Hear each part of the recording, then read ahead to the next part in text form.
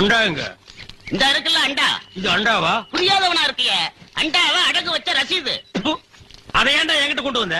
அடுத்த வருஷம் திருப்பிடுவேன், நீயே வந்து பூசி கொடு. அடுத்த வருஷம் அது வரைக்கும் நான் இந்த குடிசுக்குள்ளே உட்கார்ந்திருக்கணும். ஓ இஷ்டம். இதுல நக்கல் வேறயா?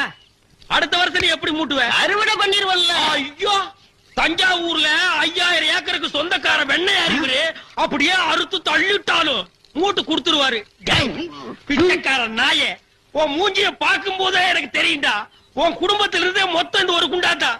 அதுவும் நீ பிச்சை எடுக்க வச்சிருக்க, அது ஐயம்பூசிட்டா பிச்சை எடுப்பியா? டேய், நீ எல்லாம் மனசாட்சி இல்லாதவன்டா. 10 ரூபா வச்சிருந்தா என் பிள்ளைகளுக்கு நாஸ்டா வாங்கி கொடுக்க, அவன் உன் குண்டாவுக்கு ஈய வாங்கி செலவழிச்சுட்டா. டேய், என்ன இடிச்சவா நினைச்சிட்டியா இல்ல பைத்தியக்காரன் நினைச்சிட்டியா?